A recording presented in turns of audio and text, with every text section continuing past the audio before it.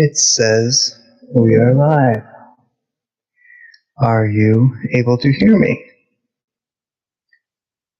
Is there an echo? Do I need to blow anything up?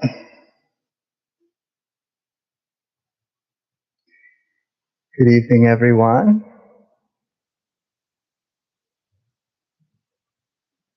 I'll wait for the all clear on the audio before I say too much.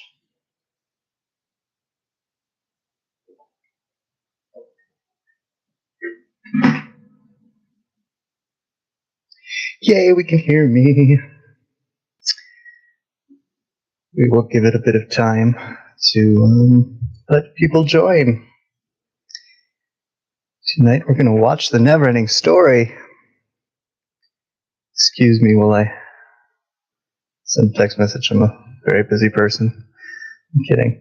I think I skipped past the Warner Brothers scene this time. I can back it up to that. It's probably a good idea. I'll back it up to that. But we'll do that in a couple minutes, and I'll give everybody the timestamp of that as we get going.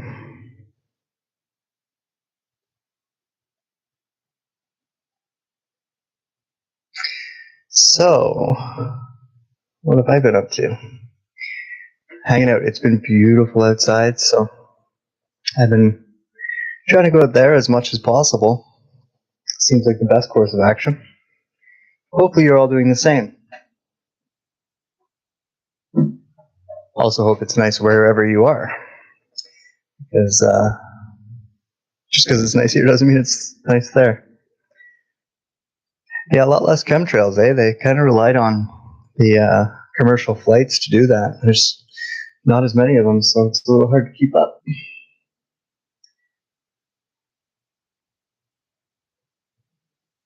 Today's marijuana of choice is called God's Green Crack, for anyone interested. And that name cracks me up. You probably should. What can I tell you?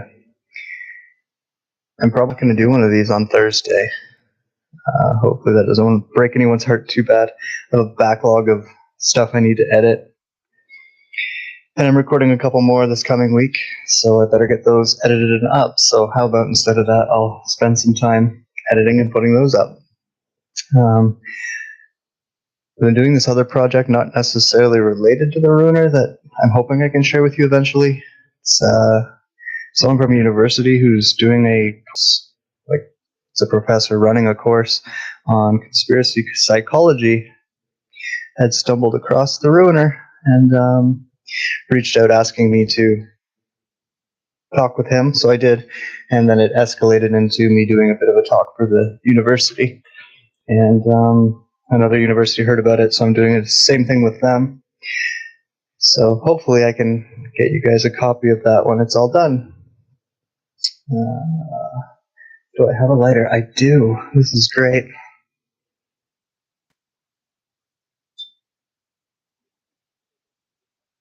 I guess it's time to smoke them if you got them. And then we will start queuing up this here movie. Now that I know you can all hear me, and all of that is good.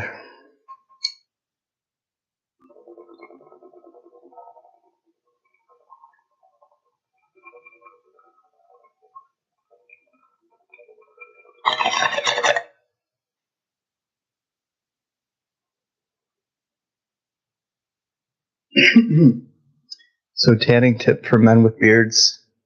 Your beard blocks the sun. You'll end up with an unintended V-neck. Be careful.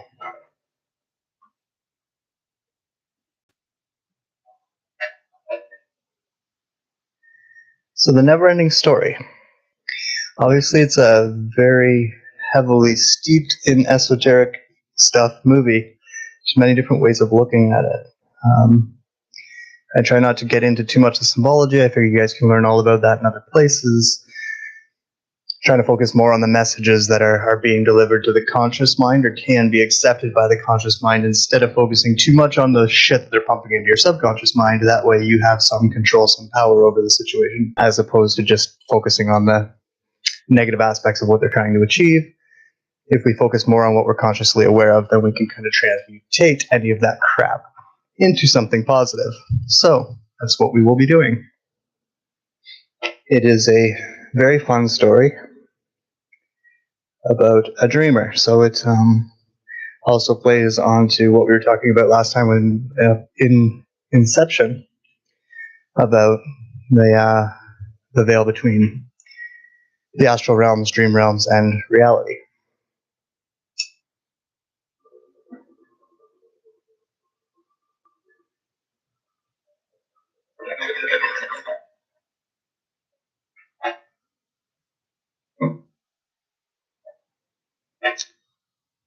So, look at that. Just about perfect timing. Let me see where I'm at here. Get us backed up to the Warner Brothers screen. So it's nice and easy for everyone.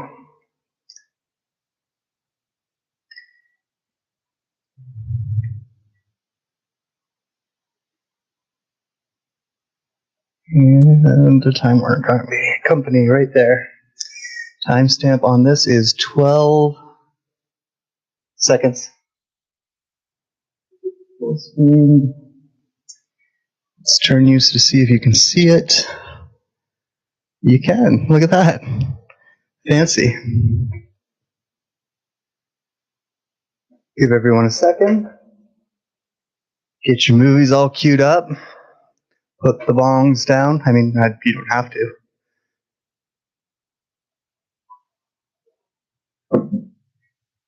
I'll find my headphones so I can actually hear it.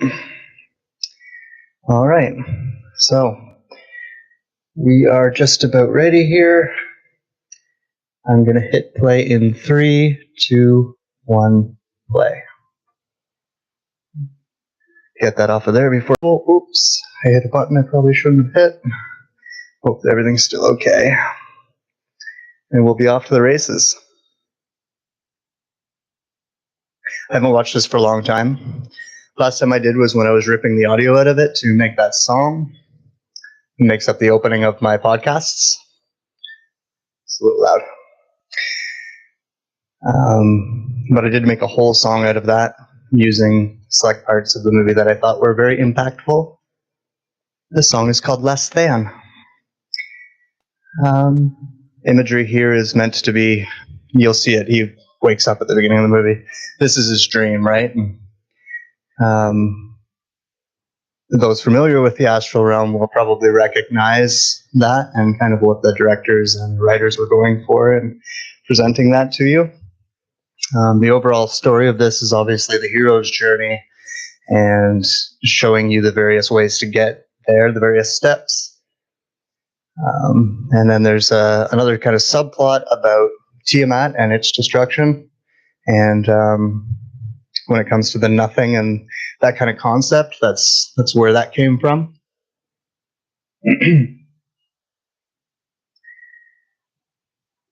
Yeah, this song's cute, isn't it? Should we all be dancing? Dance with me. Group meditations, group dances.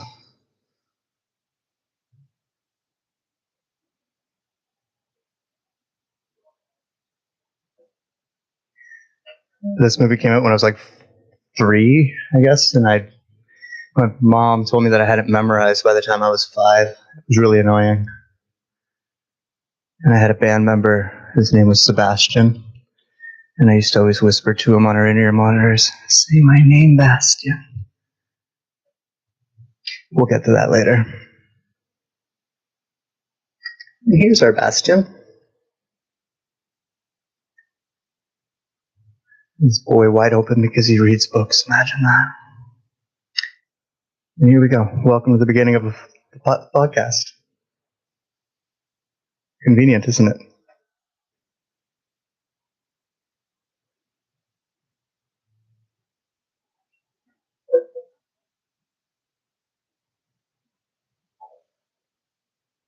So this boy has gone through the traumatic experience of losing his mother, which is that part of that.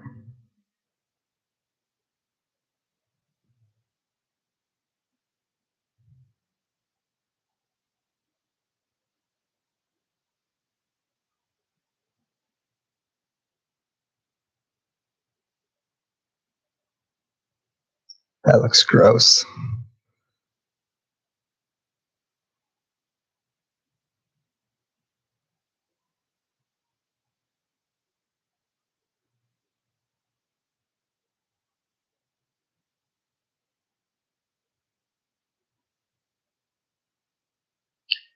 Don't process your trauma. Just bury it.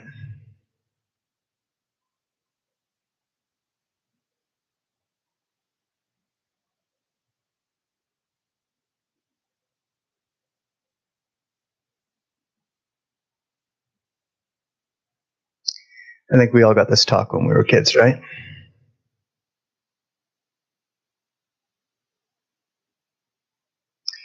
What he does with his fingers there, for those who like to study the hand signals. It's a cute one. If you guys were kids when you watched this, you probably practiced.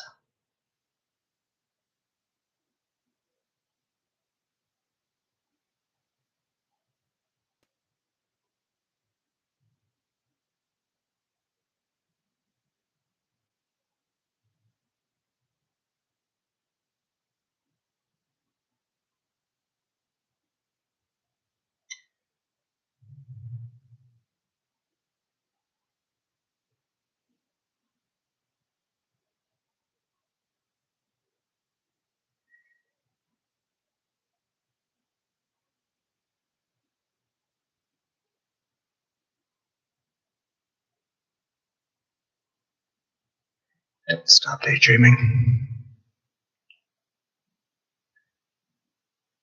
You can face your problems daydreaming.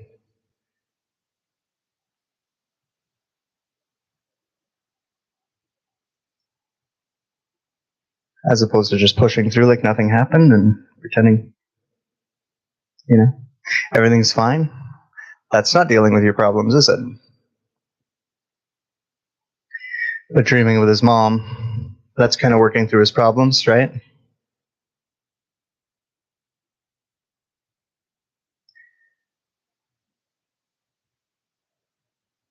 Bullies.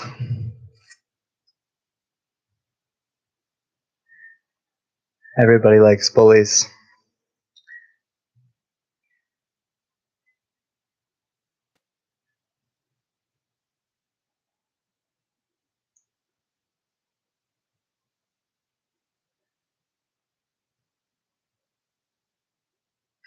So yeah, obviously the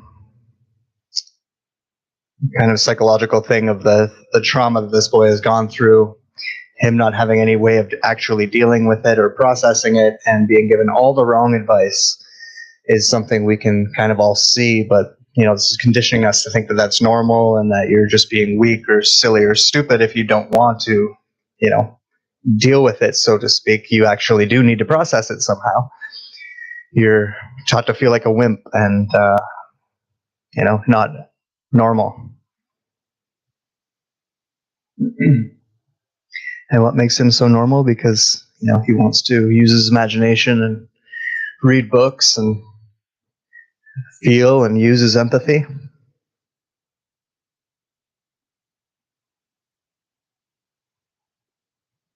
I miss bookstores like this. I used to find them a lot when I was a kid.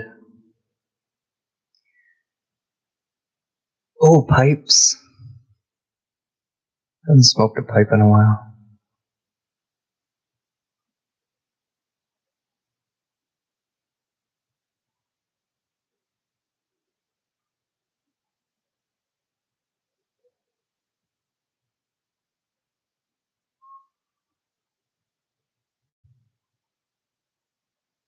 I've given this speech.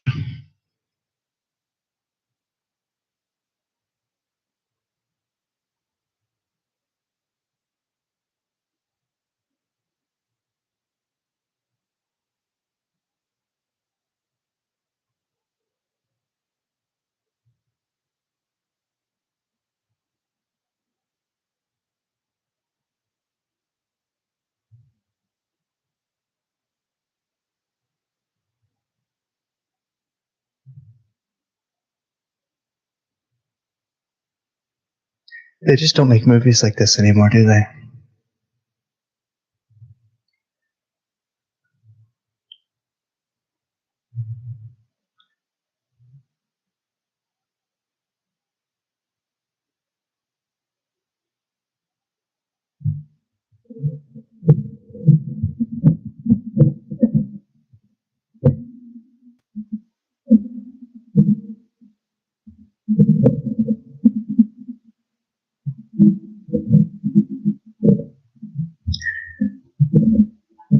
This is a little tip off to those of us in secret societies. We've had this pitch from people before, and books that fit the description he's using that are just not like the rest of the books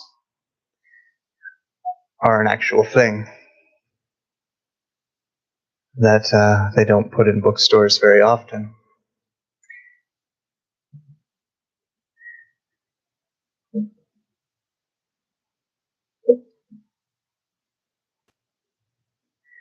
They would teach us coding when writing. That kind of condenses a lot of meaning down into small phrases or words. Very similar to the way dreams are broken down. And so those type of books, those type of written words can trigger things in you that the average book wouldn't. And so that's the little tip off in this scene.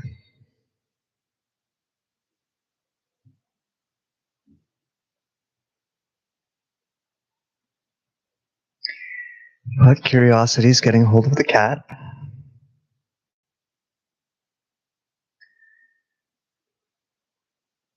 And so there's an interdimensional symbol.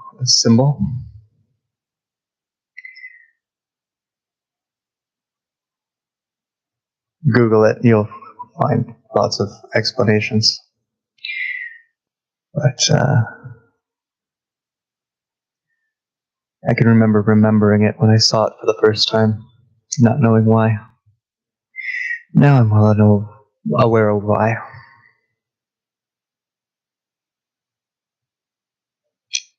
I've always been fascinated with big buildings and unused areas. Working security for a few years really got me to indulge in that because I had keys to everything. I could go check out everything.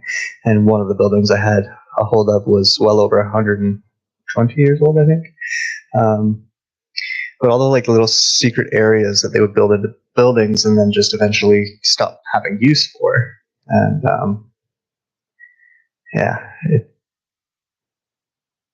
this movie is something that kind of, this part of the movie anyways, him going and hiding in this little attic, always made me think of that when I was working security. I would always think of this, is what I mean.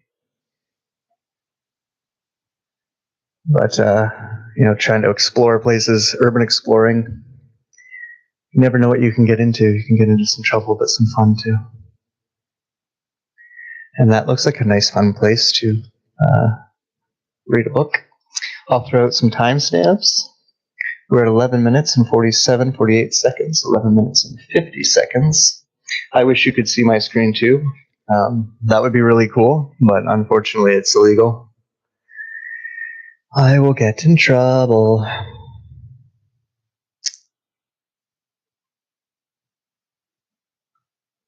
So how many of you were that kid sitting down and just staring at your book being like, oh fuck, here we go. Here we go.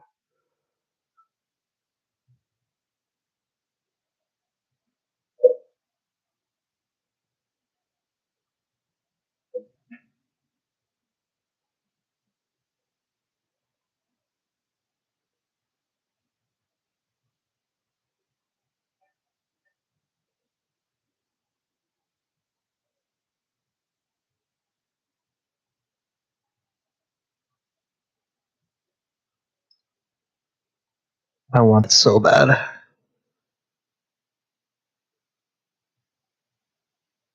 He's so squishy and cute.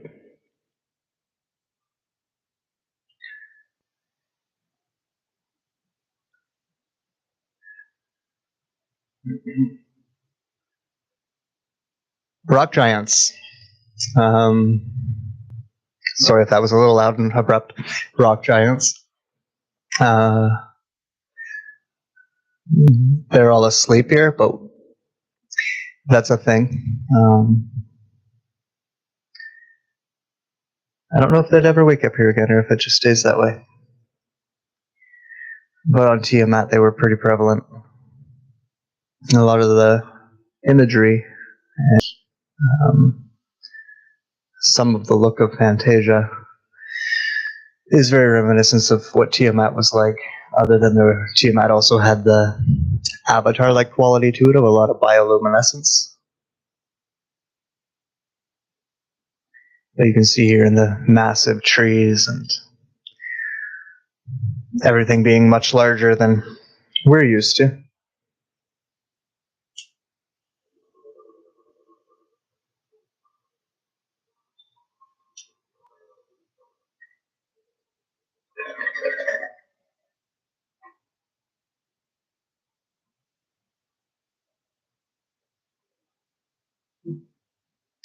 Familiar motif to throw in there. Different species who feed on the environment in various ways.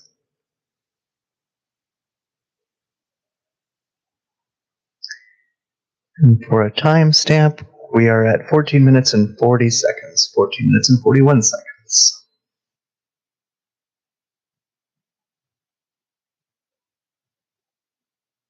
Who holds that knowledge of what Tiamat looks like? I think a lot of us do. Look within yourself, Luke.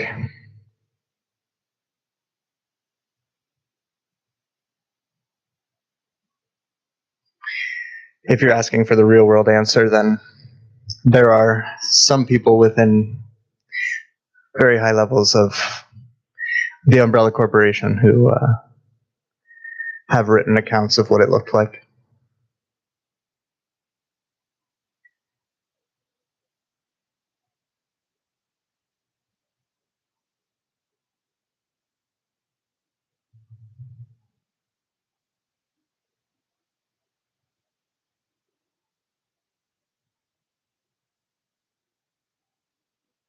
So what kind of nutrient could you get from feeding on a rock? Well, a rock is crystal, right? Crystal absorbs energy.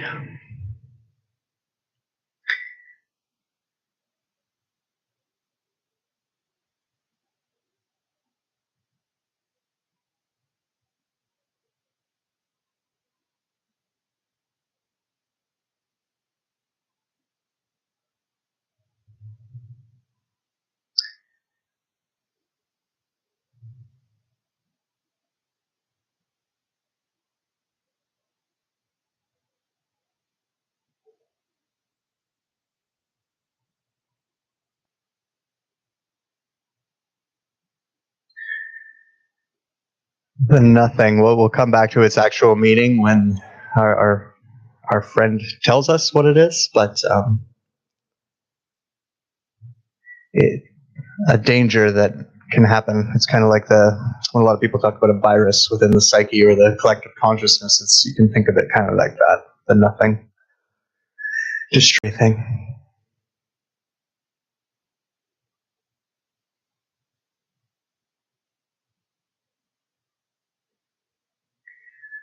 And this has that same theme of bringing everything together, right? Like all of these people gathering together from various parts in their world to deal with a collective problem.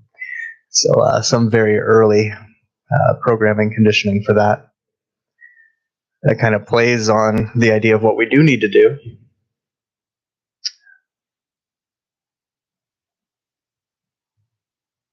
But it's about being on the same mission, right? So.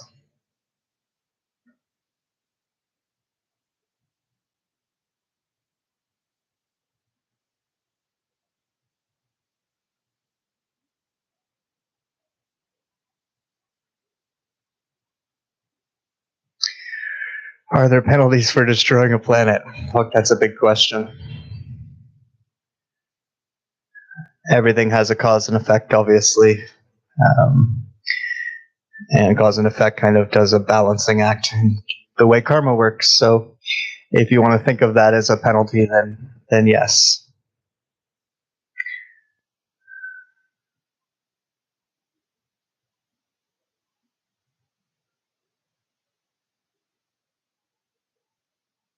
Seriously, where can I get one of those bats? was talking to a friend yesterday about one of those big bats from the Philippines when it's a baby, and then just training it to be cool and stuff. You keep it in the basement, it would be awesome. Those things are like 4 feet tall. It's crazy.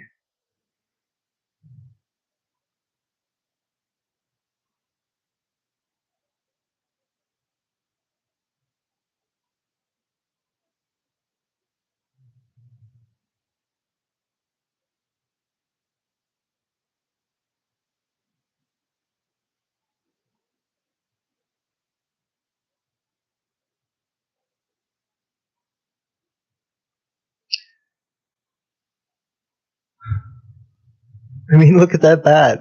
It's the coolest thing ever.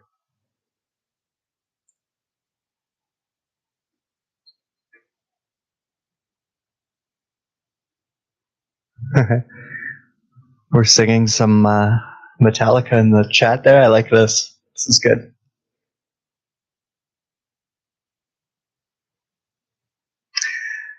I like the idea of the racing snail, and if you saw The Hobbit, the rabbits that were super fast.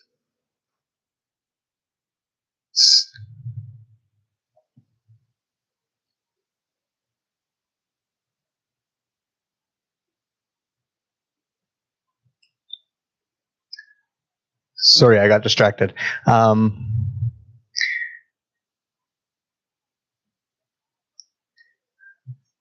Certain animals can be used to be trained to do things kind of collectively in groups, such as snails. Like there are still some really big species of snails, but way back in the day, and it's kind of a funny thing. We don't do anything like that anymore.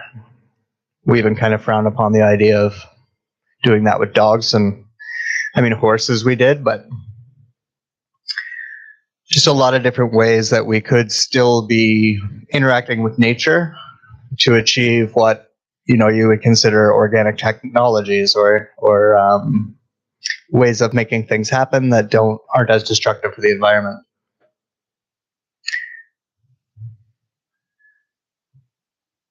That was way back when. And the childlike empress, but we're not going to get to see her for a while. I'm totally jealous of this dude's beard, for the record. I got a while to go. I'm working on it.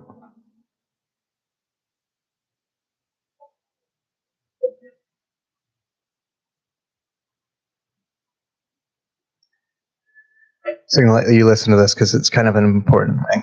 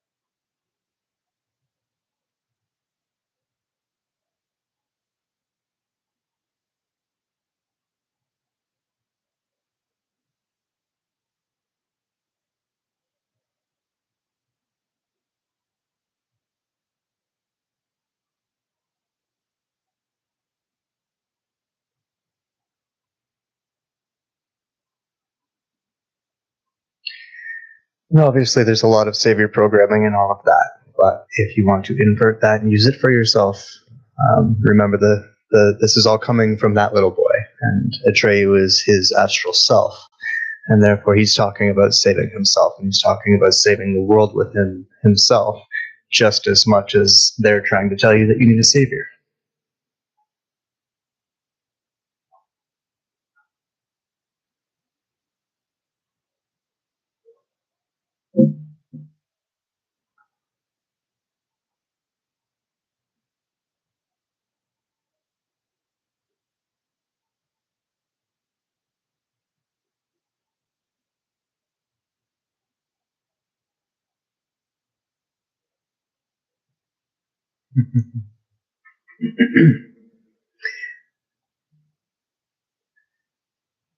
Well, it's just a little boy. How could a little boy be a great warrior?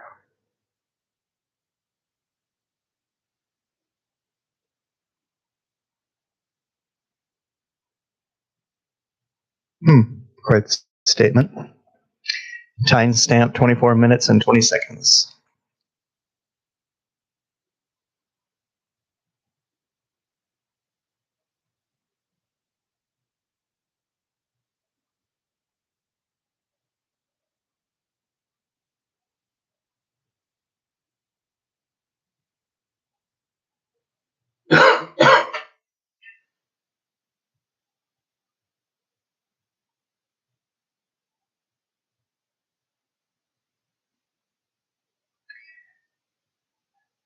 Now, what does the quest entail?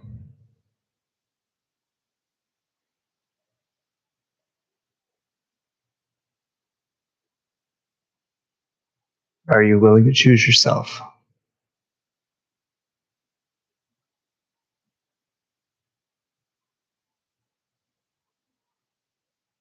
And to save yourself?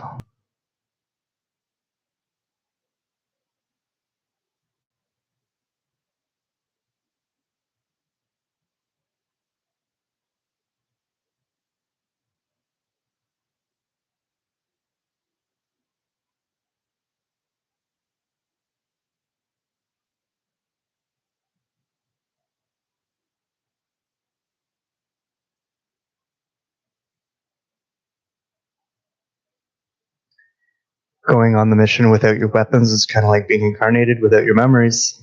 Just saying.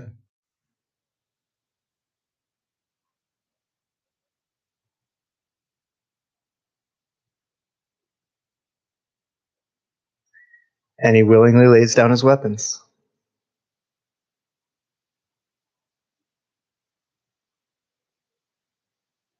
With conviction.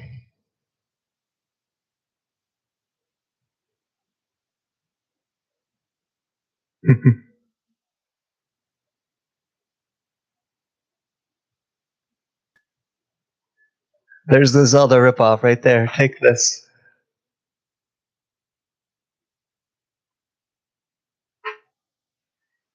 It's Sting. It's gonna glow blue when the orcs are around.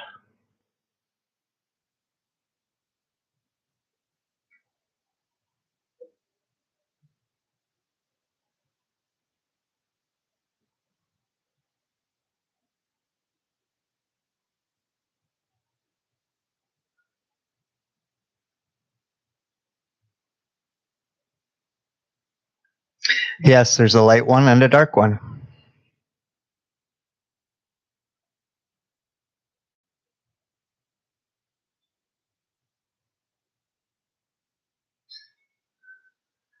Just because he said take care, and I see CW in the room. Take care of you for us. Love you, buddy.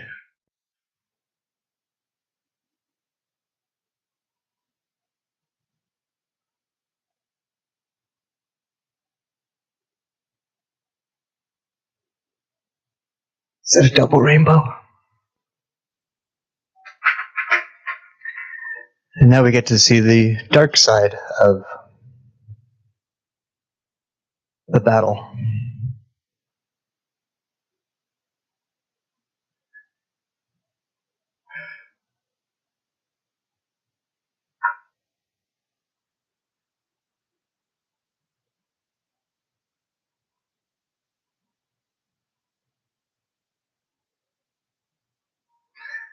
Really never seen a wolf with eyes like that, but I've seen a lot of other things with eyes like that.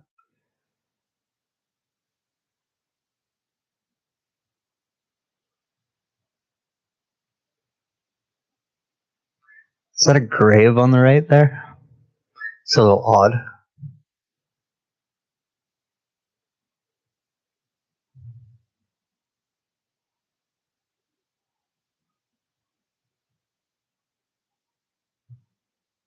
And so I'm totally taking the camera off of me when they go to the bog of sadness because you're not allowed to see me cry, okay? It's not allowed to happen. Don't act tough. You all know I can't see you, but you're all crying too.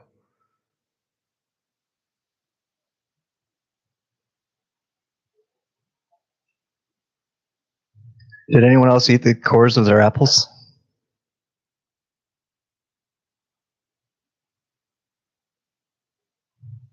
I wonder if Atreyu has lumba spread.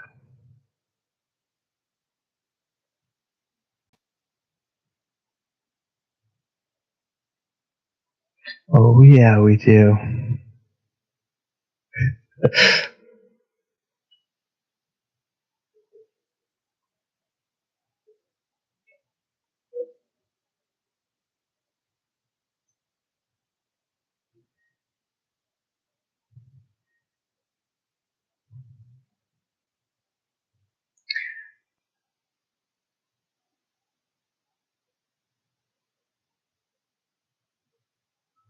With the giant crystals. Those are cool. We could do that in public parks. That'd be a good idea. Oh, and the shadow is just a little bit behind. With his stupid green cat eyes. But look at that nose move. See, those are some special effects. Oh, here we go. All right. I'm going to go. I'll be back in like 5 minutes. I'm kidding. I can hold it together, I promise.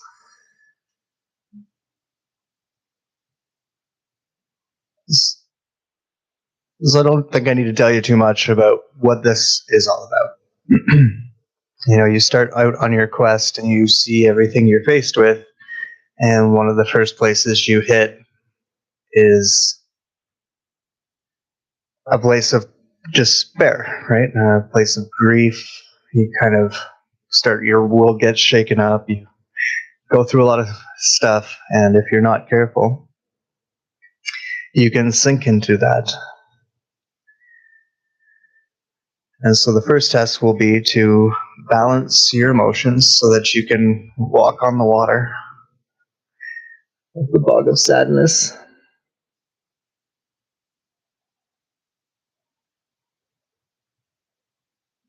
But that fucking horse. I mean, what's wrong, Artex?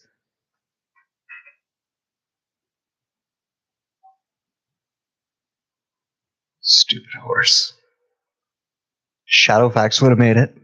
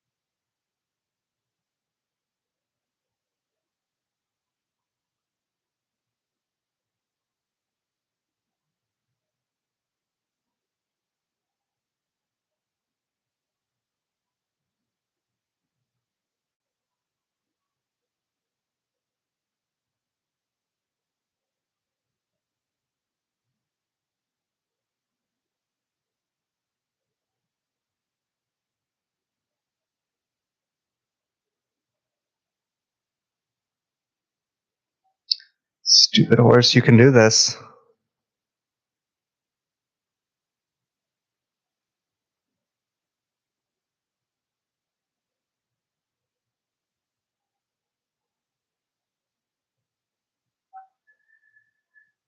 Not everyone we love is going to accompany us on our journey through life. There comes times where we have to make choices between things like love and fear. And sometimes you end up parting ways with some good friends.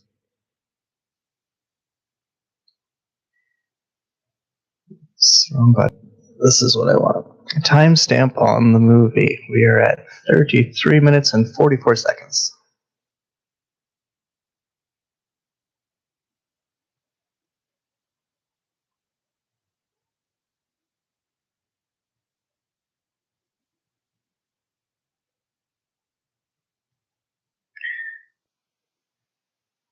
I don't want to make fun.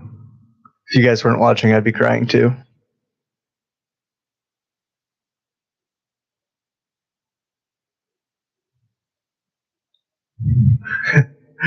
A never-ending story that never ends.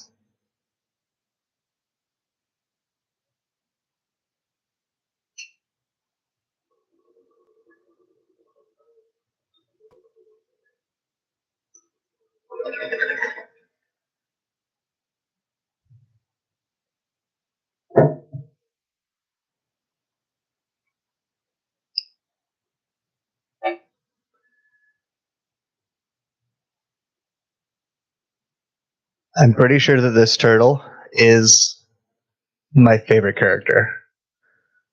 Like, you have no idea how many days of my life I've been that dude.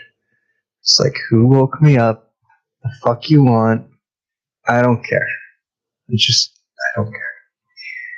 Thankfully, I shake it off. But we all have those days, I think.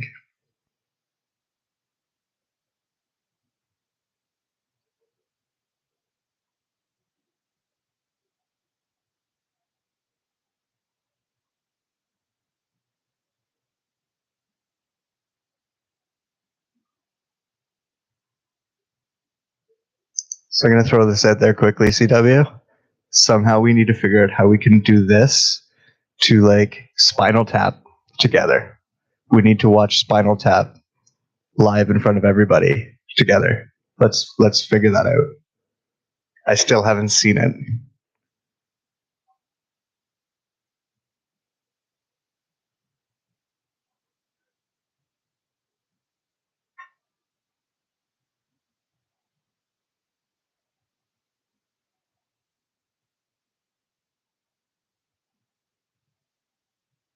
Is that a hill that's getting up and moving? What is that old sleeping mound?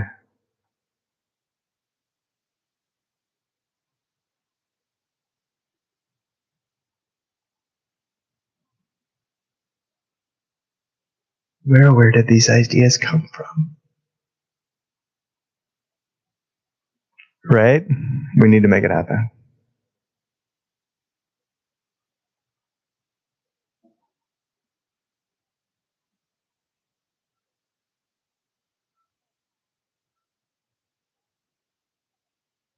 Oh. Did the dreamer just realize he's dreaming?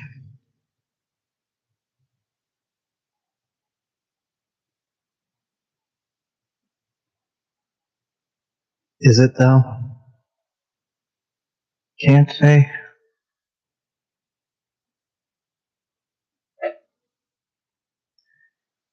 Thanks, Windows, but I don't want to reset right now.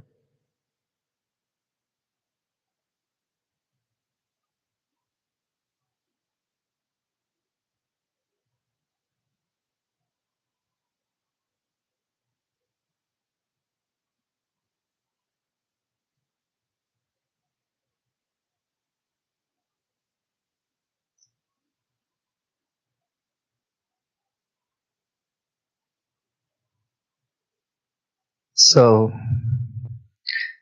obviously, the general idea would be that he was kind of schizophrenic into himself. But the other idea being kind of a collective memory or a hive mind type connection with others. There is a book associated with this movie where they expand on a few of those things a little bit more.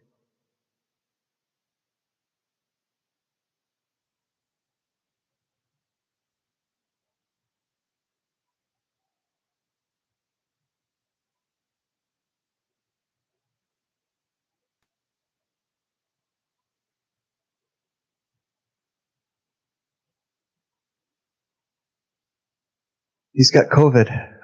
Oh. CW.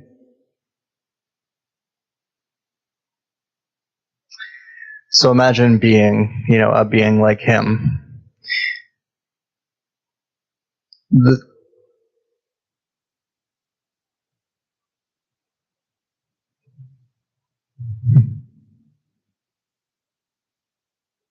There you go. Some type of change might become welcome when you're so tired of shit that you've just gone to sleep as a big hill.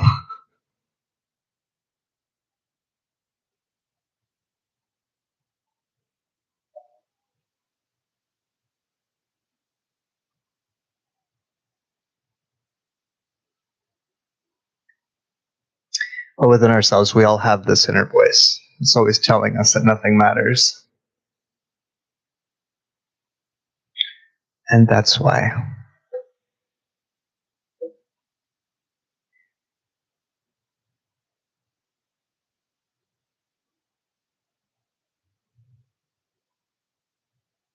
It's kind of like the ego that's telling you that you can't figure any more out than what they're telling you.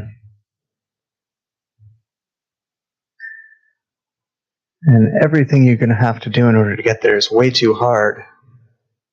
And therefore, you never develop the conviction to put in the discipline to practice the arts, to apply your magics. And then the bell rang and everybody had to wake up. Lucid dreams are kind of like being in Fantasia, yes. It's that kind of step between regular dream to controlling the dream, which is, like there where they showed it when he heard the stream filter through, and then it's like, oh, okay. And then all of a sudden he has a little bit more awareness within that realm to be able to have a little bit more power within that realm to create. A step beyond that would be traveling astrally or getting into the astral realm consciously.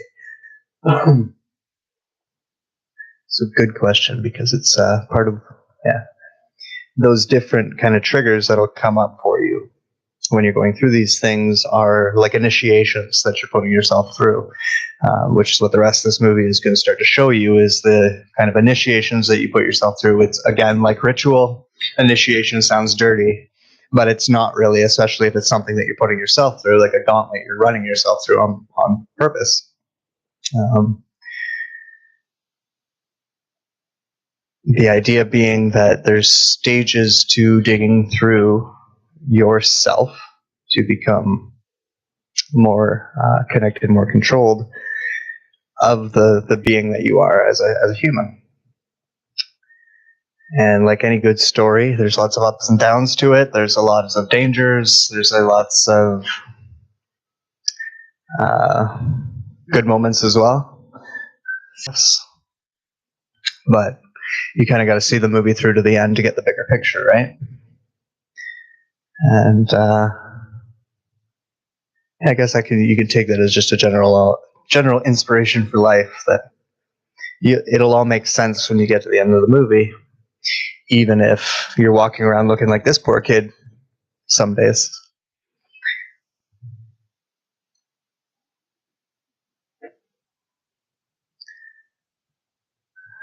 And so it's not even that he's giving up. He's just so broken from everything, and everything has just been taken from him, and he's slowly kind of dying almost.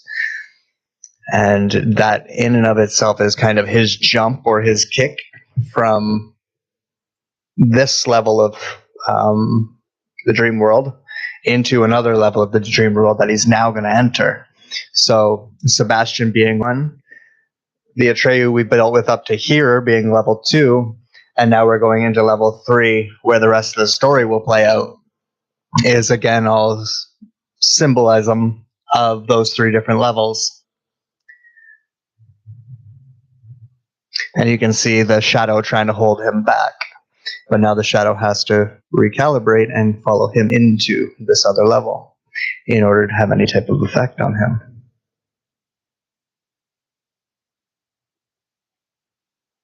And it's exhausting, right, Bastion?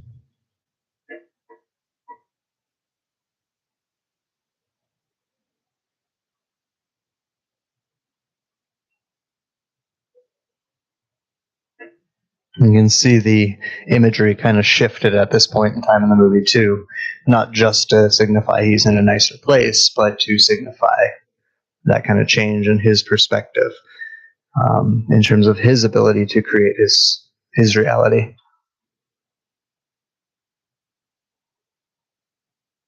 And here comes the dragon everybody wants. It's not scary enough for me. He's too cute.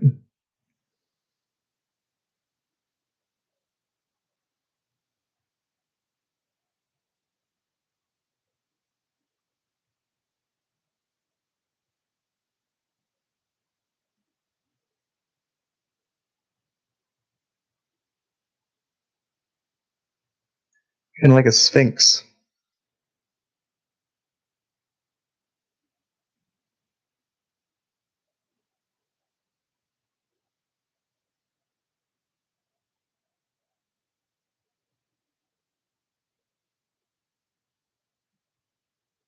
You can't run away from this. Timestamp on the movie is 45 minutes and 6 seconds. 45 minutes and 9 seconds.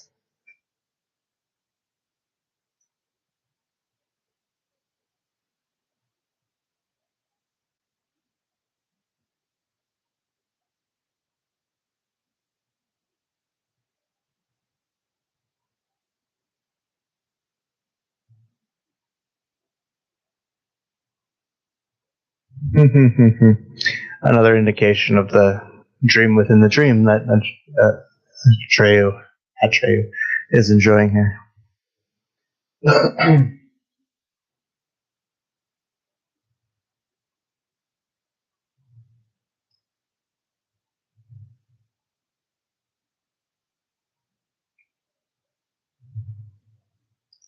I ever had a really big property, I'd get a big fake one of those built.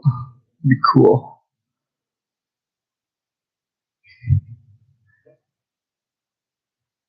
I believe it was 1984.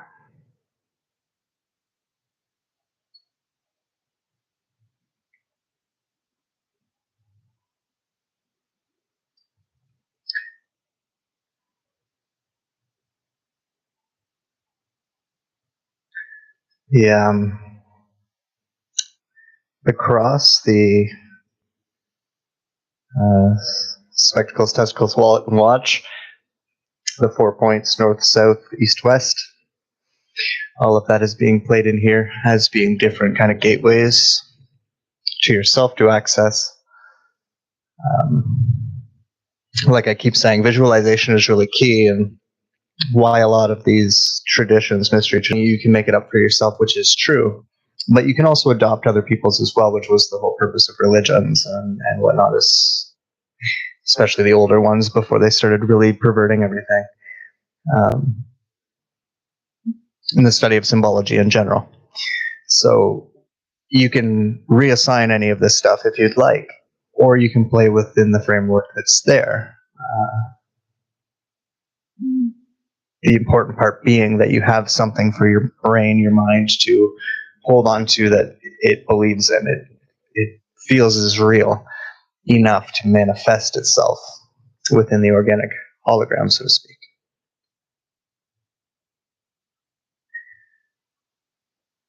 And much like in the dream world of Inception, when they were saying that all the different characters were, aspects of your subconscious,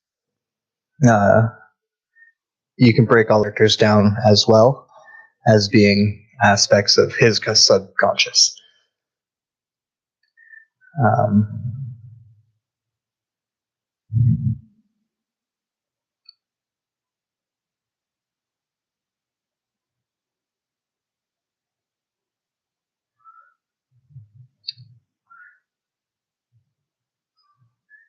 Science and magic, that duality within our own kind of psyche of accepting what everyone believes, and also the other things that we perceive, and understanding that there's kind of two sides to that. These are physical representations of that within all of us, I suppose you could say.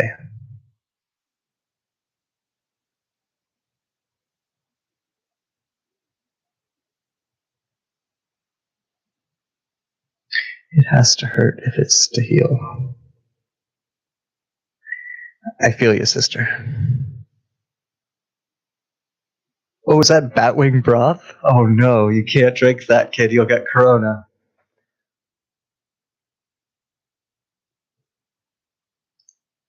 I mean, there might be something to that, but that's none of my business. Just saying.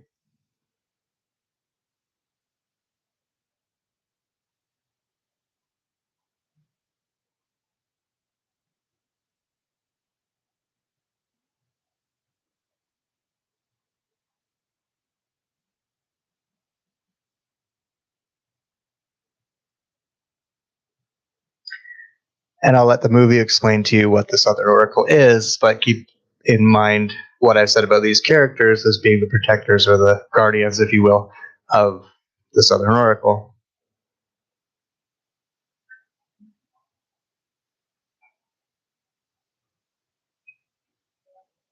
It's like the two different hemispheres of the brain, right? One that's like dealing with everything mechanical, the one that's dealing with everything abstractly.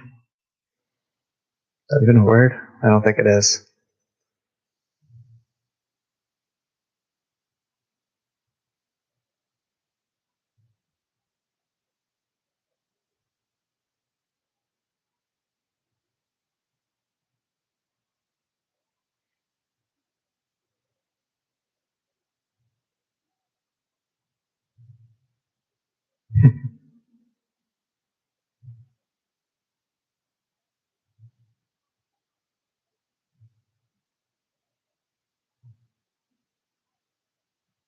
That's an interesting contraption. How could he possibly be using all those chemicals and those crystals in order to see far distance? Is that a type of technology we don't use? Something that's a little bit more clean and easily available?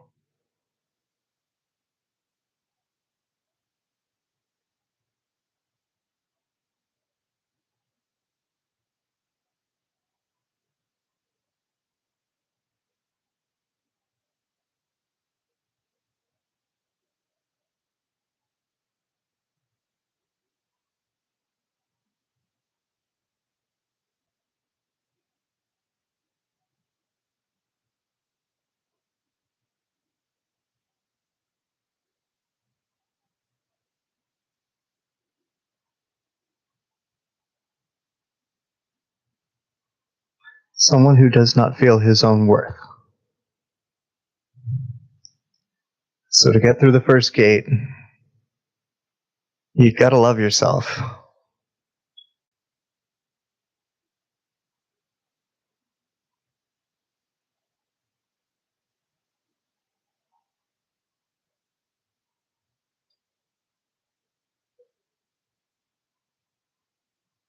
Like really love yourself. Not the bravado, not the ego you put up for people, but really know that your heart's true. Bruises and all. Because the universe knows, and as we go through these eyes of the needle, if you want to call them that,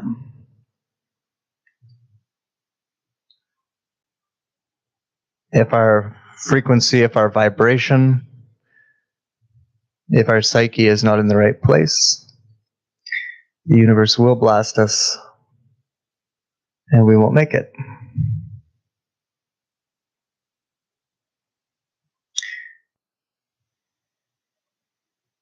Fancy armor doesn't help. Straight into your heart. I forget that he said that.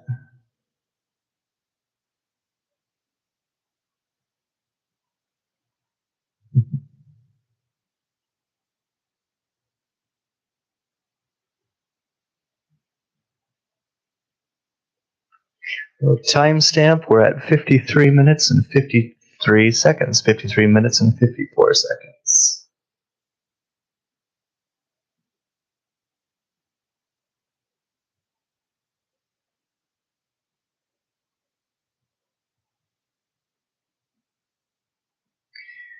Now, a lot of the gatekeepers within the Umbrella Corporation are women. And that's why the gates are women in this as well. You know, a lot of the entities that you would interact with tend to present themselves as women.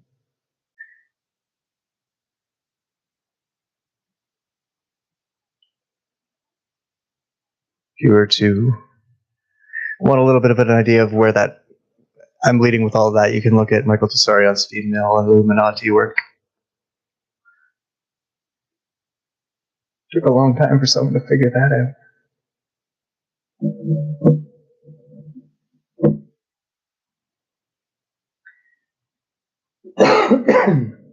So if you're performing magic, you're going through this process at some point in time, hopefully, where you're really running your intentions through this gate. Make sure that you're not doing it for a service to self root reason. Sometimes you don't think you are, but you actually are.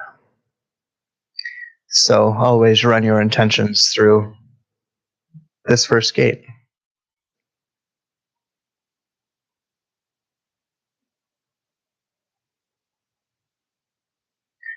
Is he going to make it? Is he going to make it? Should we take bets?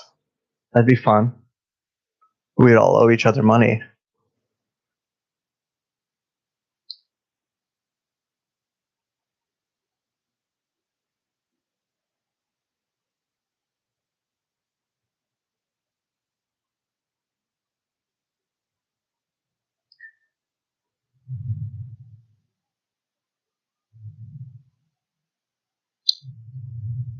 Be confident. We all need to chant for him. Be confident. We're cheering for each other. Let's all make it through the gate right now. I think we can all do it.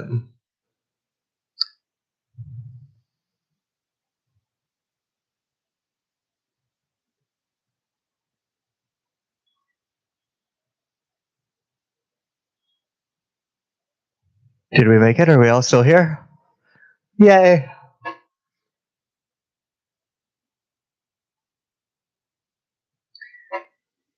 So we made it through stage 1.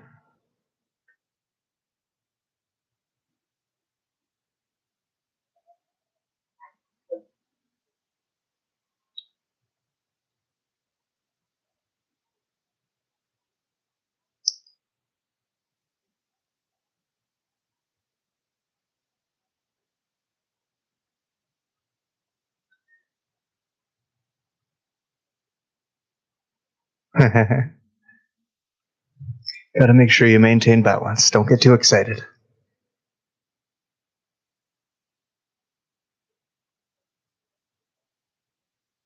The magic mirror gate.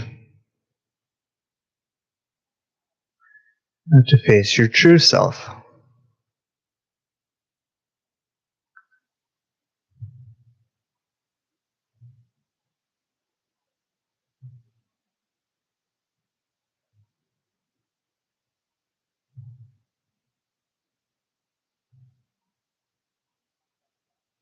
Right? When you actually have to look at yourself, it can be kind of scary because you realize that you're not as perfect as you thought you were when you were out in your love and light fantasies. Obviously, sociopaths, psychopaths, people with narcissistic personality disorder can't get through this gate. They just stand in front of it staring at themselves. But somebody who actually does have true empathy will be able to see themselves and see that inner child in there and send it the love and healing that it needs and work through the dark aspects to help it get there. So the mirror aspect of this is similar to what I tell you about when you're protecting yourself actually is the mirror isn't necessarily to do much other than reflect back at these demons what they truly are. But I digress. Was that a mandatory vaccine? It kind of looked like it. I would imagine we didn't hear the consent, but I have a feeling he was giving consent. I was actually going to comment on that. But what's Atreyu seeing in the mirror now? He's seeing the little boy on the other level, reading the book, dreaming the dream, with the unhealed trauma of his mother's passing.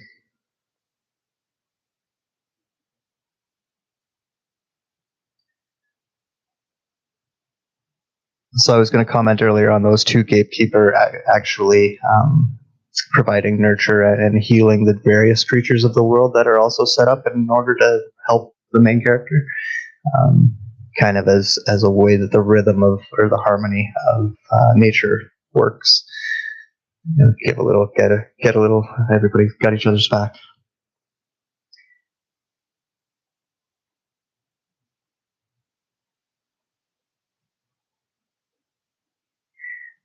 Timestamp right now is 1 hour and 31 seconds. 1 hour and 33 seconds.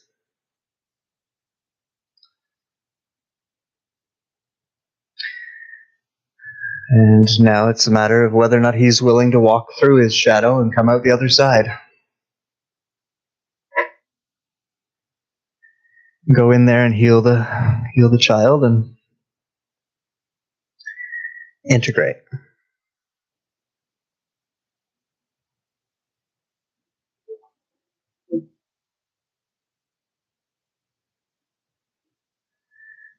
And now that we're in there, we have to deal with the dark, so let's light a few candles, right?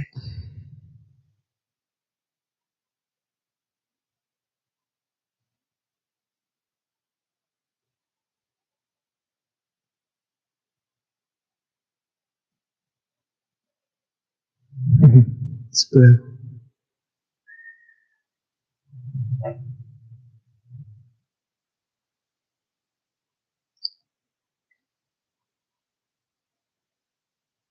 I will let the movie speak for itself for a moment.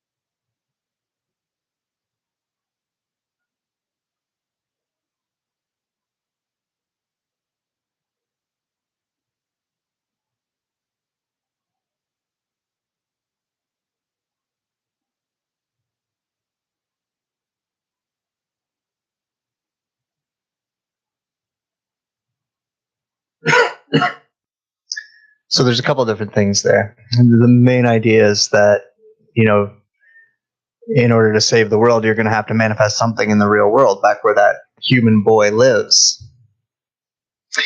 Another part of the story that the author got into there is related to the destruction of Tiamat. We used to call this planet Terra. She became Sophia, but there was a period of time where she needed a new name. So that's a lot of what that basic thing came from.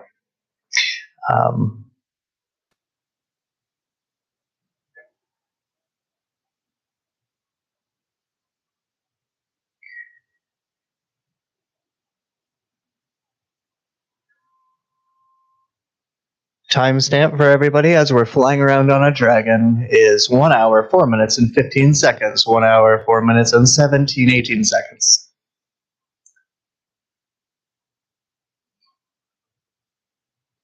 How many of us are just, come on.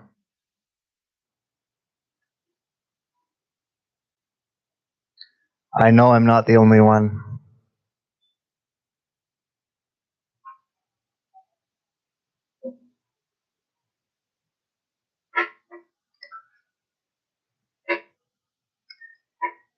But I'm sure when any of us, most of us get astral traveling, we do a lot of this because it's a lot of fun.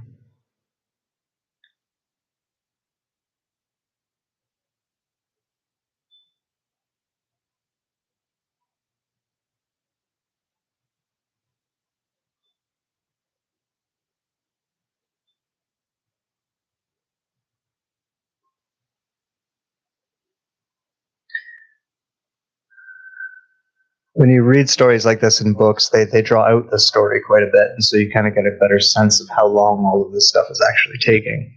In movies, they give us little montages like that that skips it all. But the significance is that length of that journey is more or less to give you an idea that it's going to take some time, it's going to take some dedication to the path, so to speak, in order to get there.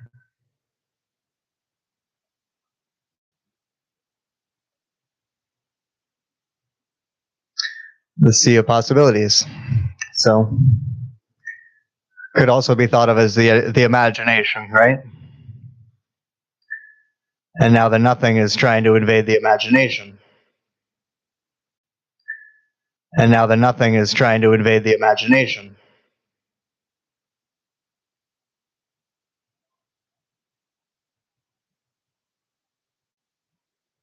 And so this is where we first encounter the nothing in our world. Is this giant hole brewing in our imagination.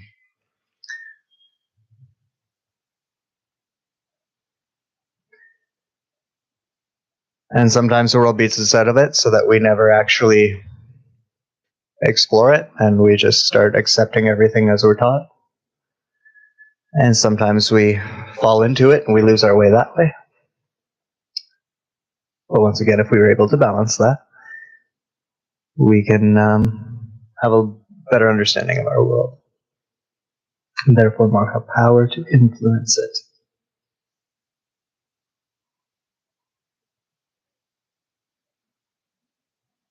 And now his outer world is starting to represent his inner world, right? And he's starting to see the storm that's brewing that Atreyu is facing, the darkness that he's facing, come out in his weather. That's also how things work. Before,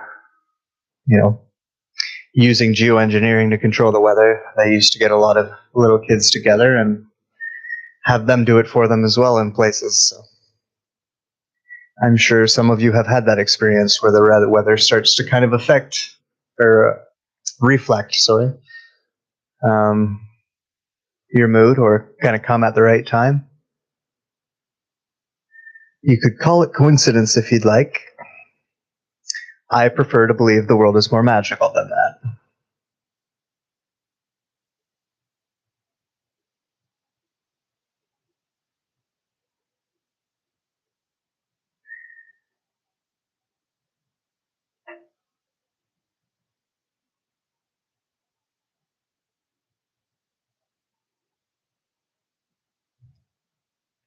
All good points, people.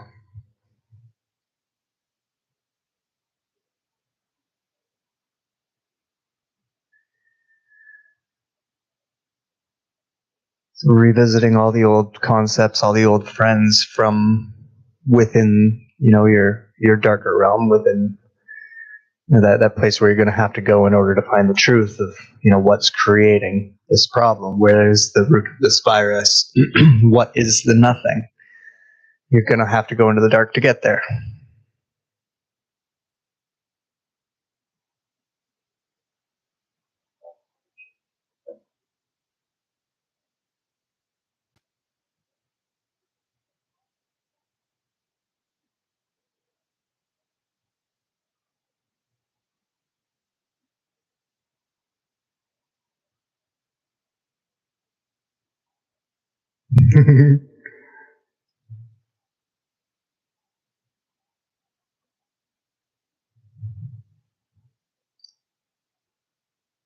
They chose fear, and it's out of your hands.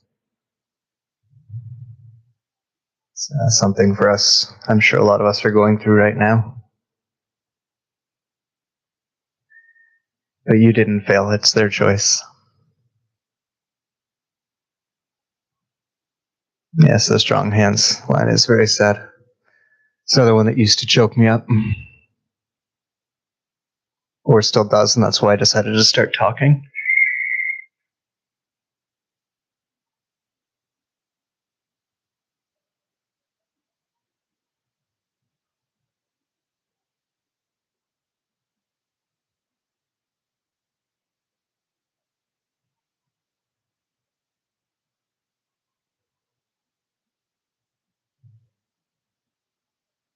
They sure do, my friend. They sure do.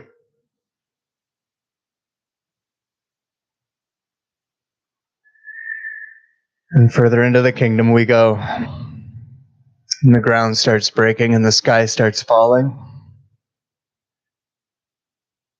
And thunder starts getting deeper. And eventually we find our shadow self. The inverted, demonized version of us. And we realize that everything that brought us to this moment was by some type of design, not because of some type of evil against us, but because when we incarnate into places, we set up these milestones for ourselves to hit. And if we follow our journey correctly, eventually we figure all of that out and we start to remember it piece by piece after the fact.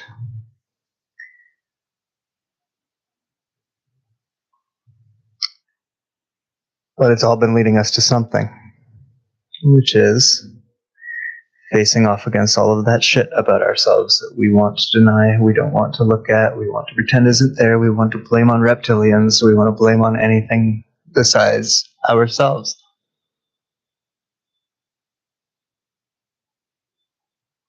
But if we want to know what the nothing is and we want to know what to do about it, we're going to have to confront the reptilian-eyed dog. If you remember anything I said during Jupiter Ascending with the Draco and the dogs.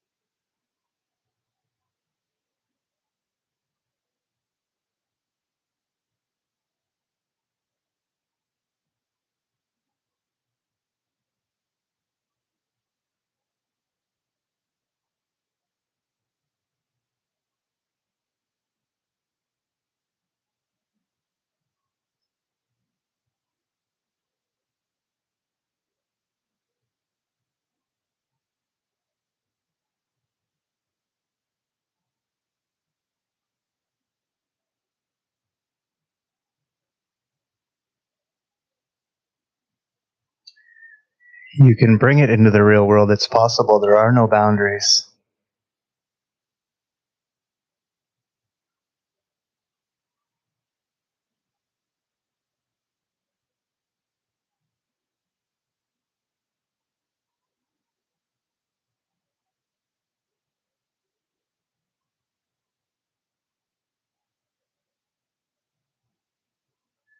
Fantasy, imagination.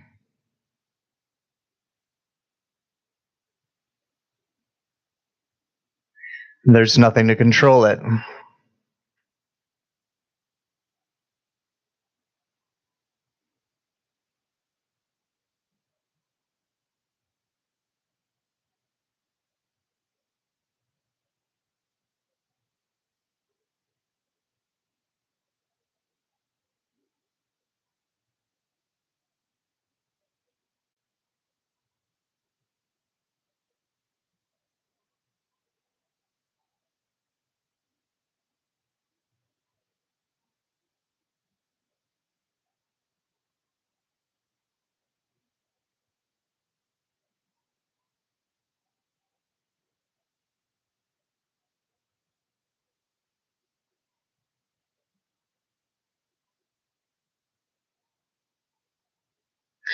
Indeed.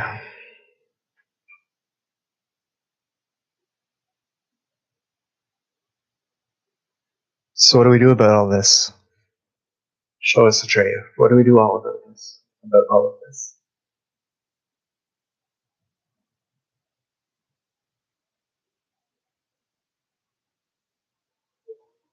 Shadow.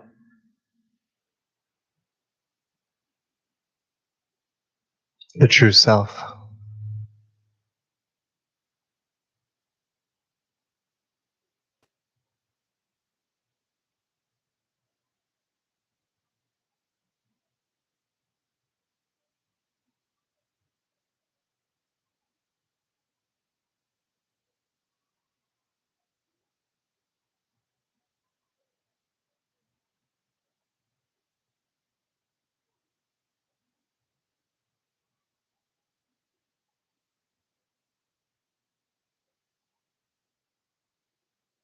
Well, there you go.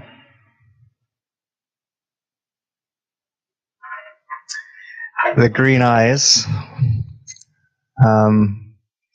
Obviously, they're reptilian in nature, green to drive that home.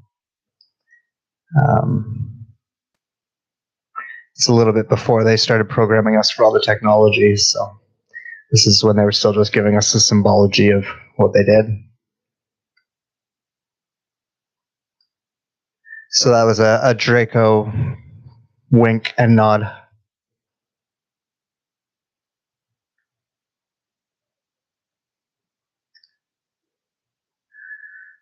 And now that we've killed the shadow,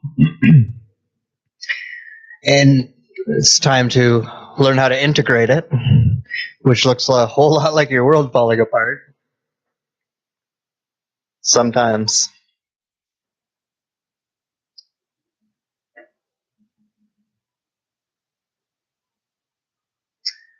And sometimes, in order to create, you're gonna have to destroy. So if you kind of break this down to the dealing with your shadow work, internal process, roots of the movie, then this is the part where all of his previous illusions are falling apart.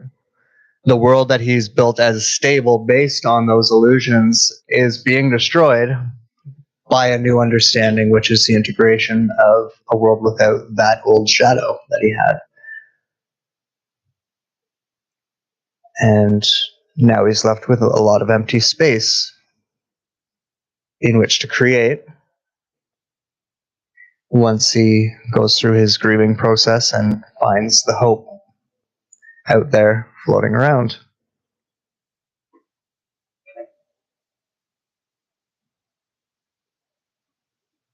And it's a never-ending process. You'll go through it over and over and over again in various ways. There's a bigger purpose to it all.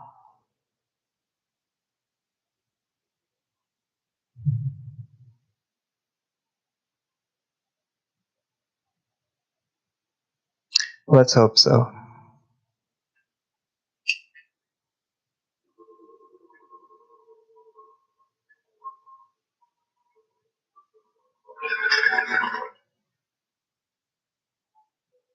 Let my interdimensional self, my higher self, my true self, guide me towards the hope. If there's still hope out there, let me find it. Oh shit, fuck, damn, there it is.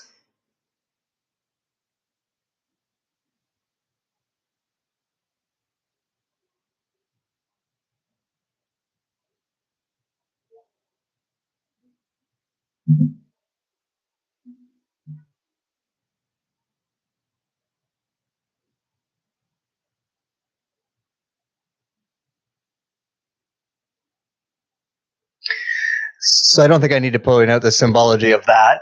Kind of looks like a floating vagina or a womb, or feminine mixed with masculine, you know?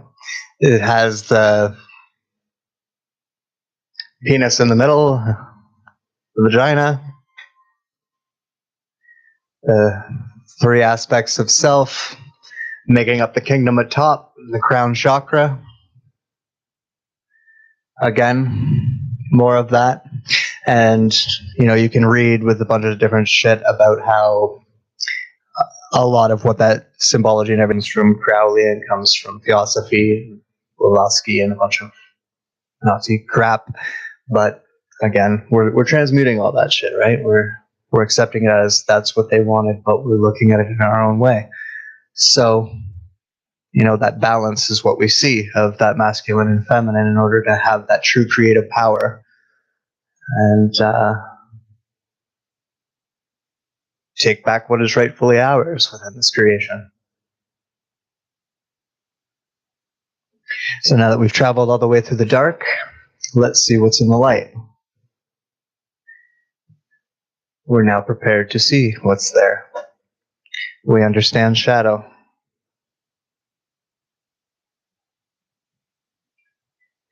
And what are we going to find? Besides a childlike empress. What did Jesus say about being like a child, right? And then emperor is an obviously masculine, but then feminizing that by empress. It is the balance and the androgynous qualities of this childlike empress. Even she could be a little boy, she could be a little girl, he could be a little boy, he could be a little girl. It's balance.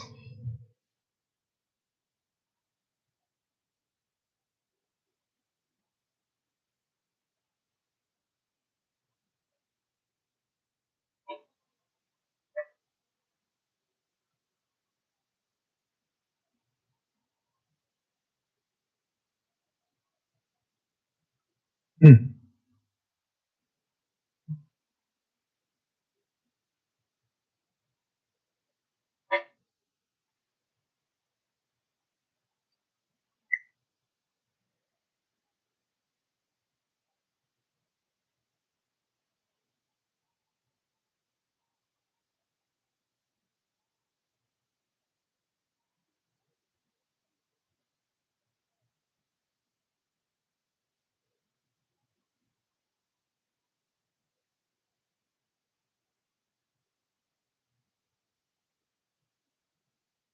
And the synchronicities are starting to line up, and he starts to see it.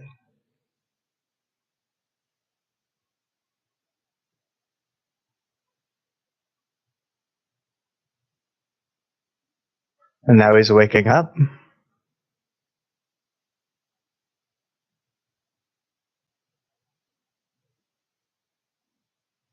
Now the universe is shaking him until he accepts it.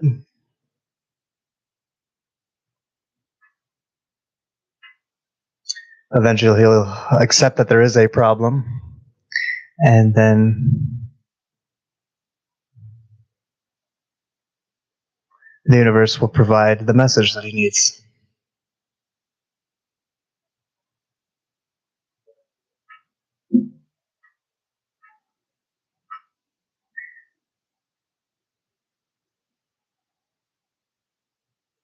Mm-hmm.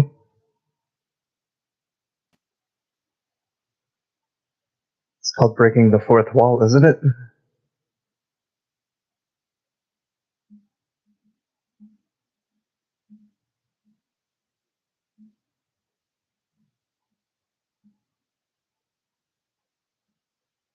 And that's teaching you the idea of like personalizing myths and various stories as aspects of your subconscious that you're working through as being a healthy way to break down older texts. Instead of trying to take them as history lessons, take them as the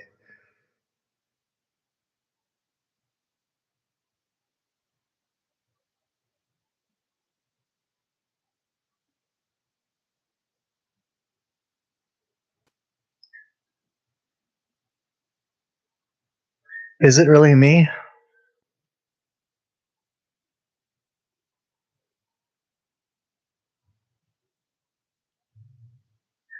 You have to save yourself.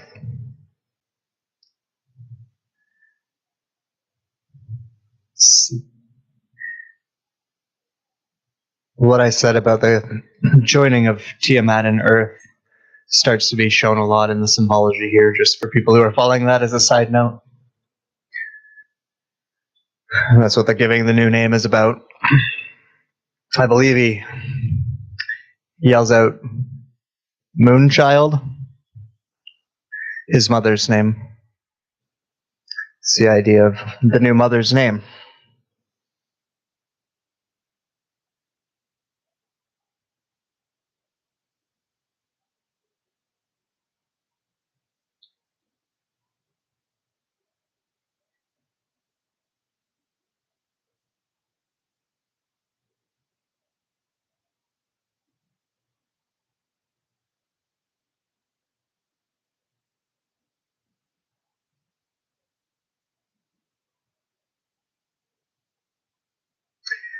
I will do what I dream.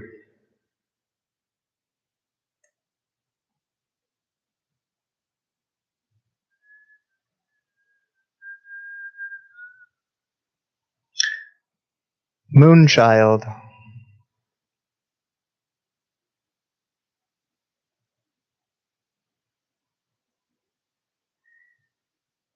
That's a whole other conversation.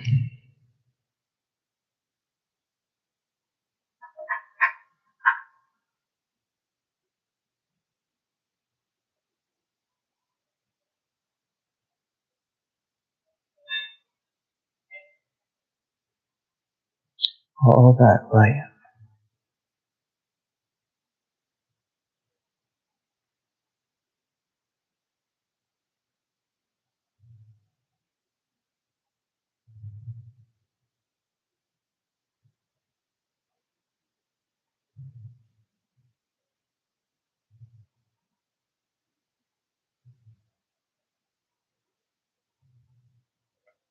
Pretty sure the actress forgot to say no.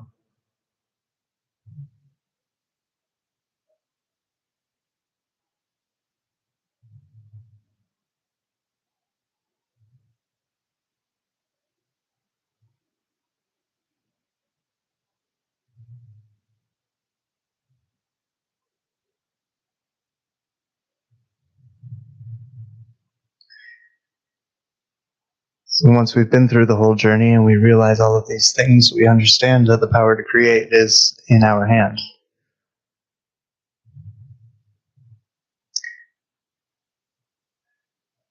And with great power comes great responsibility.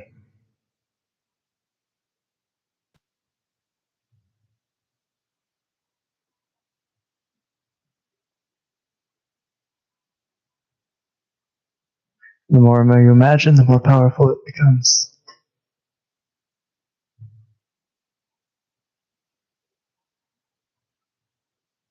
Try it.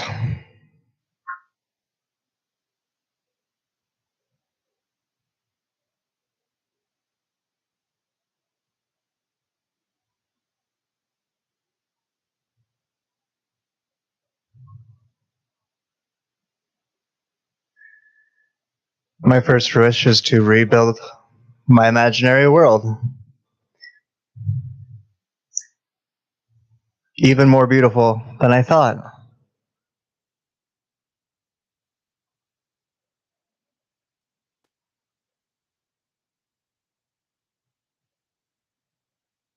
It's like the nothing never was.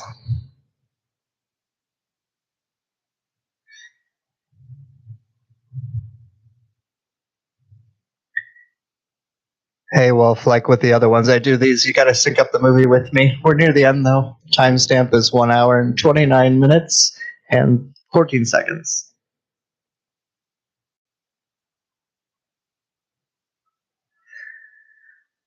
And everyone's back better than ever because he's in control of his imagination again. And what would he like to wish for next? Something a little self-indulgent, maybe? I've always joked that this is like the equivalent of a lot of people say that when they first learn how to astral travel, one of the first things that they'll do is something sexual, like go look at someone naked or something like that, especially in men. So I've always joked that this was the author's tongue-in-cheek version of that. But obviously, go beat up the bullies. Other way of interpreting it, I guess, is it's a lot of the time when we think about people who've repressed us, we think about some type of vengeance, getting them back for what they did wrong. Personally, I don't think that's the greatest of options, but it is often what people go for. Or at least he's not hurting them, right? Not any worse than they hurt him.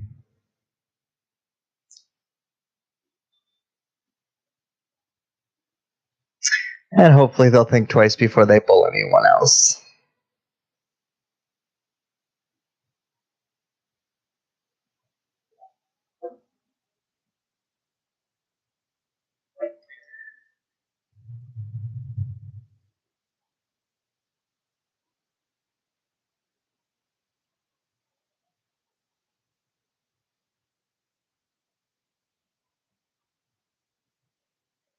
And that's another story.